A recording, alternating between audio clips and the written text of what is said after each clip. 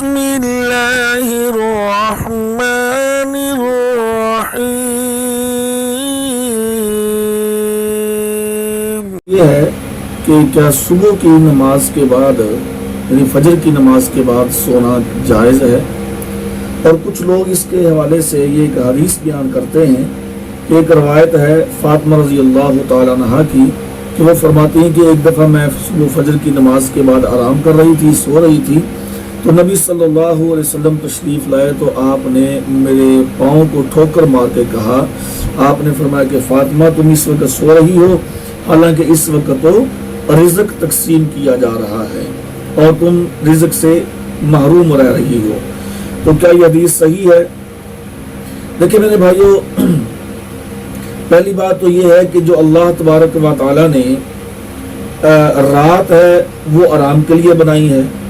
اور جو دن ہے یہ اپنے کام کاج کے لیے بنایا ہے،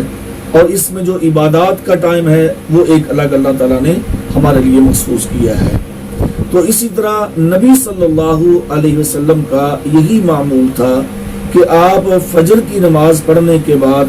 آرام نہیں فرماتے تھے، بلکہ آپ اسی جگہ پر مسجد کے اندر ہی تشریف فرما ہوتے تھے، مسجد کے اندر ہی بیٹھے رہتے تھے یہاں تک کہ سورج طلوع ہو جاتا، تو پھر آپ صلی اللہ علیہ وسلم وہاں سے اٹھ کر 2 رکعت اشراق نماز ادا کرتے اور پھر اپنے گھر کو آپ وہاں سے چلے جاتے۔ اور صحابہ کرام رضوان اللہ علیہ اجمعین بھی فرماتے ہیں کہ ہم اسی طرح یہ کام کیا کرتے تھے۔ جابر بن سمرہ رضی اللہ عنہ کی یہ حدیث ہے، یہ صحیح مسلم کے اندر یہ روایت ہے اور حدیث نمبر ہے 1535۔ فرماتے ہیں کہ نبی صلی اللہ علیہ وسلم جب فجر کی نماز پڑھ کے بیٹھے رہتے اور سوال جواب، مسئلے مسائل اور لوگوں سے حال حوال، اور ہم لوگ بھی مسجد کے اندر بیٹھ کر وہ کوئی پرانی باتیں، جاہلیت کی باتیں کہتے ہیں، حتیٰ کہ ہم یعنی کہ گپ شپ لگاتے تھے، اور کچھ اس میں ہنسنے والی باتیں بھی ہوتی تھی، کچھ پرانی دکھی باتیں بھی ہوتی تھی، تو نبی صلی اللہ علیہ وسلم بھی بسا اوقات ہماری باتیں سن کر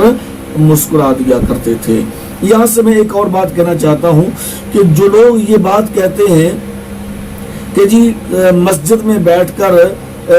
پرانی باتیں نہیں کرنی چاہیے اور اس میں کوئی ہنسنے والی بات، دیکھیں ایک ہوتی ہے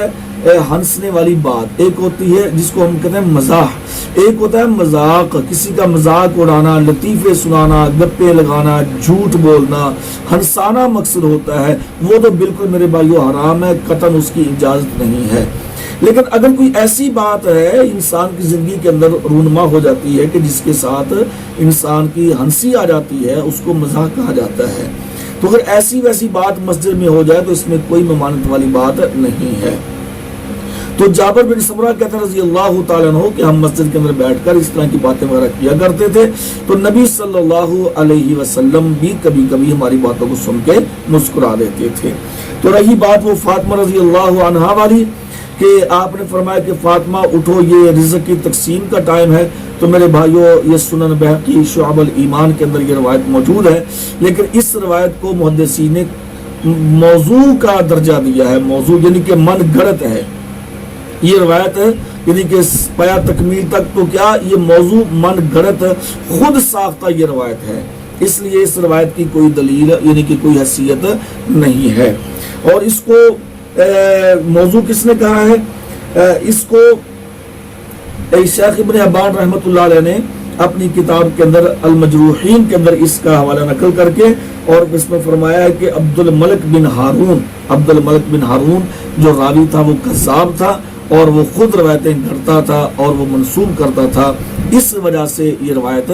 موضوع ہے۔ تو باقی اگر کوئی سونا چاہے ٹھیک ہے، اس نے اپنی نماز پڑھ لی ہے،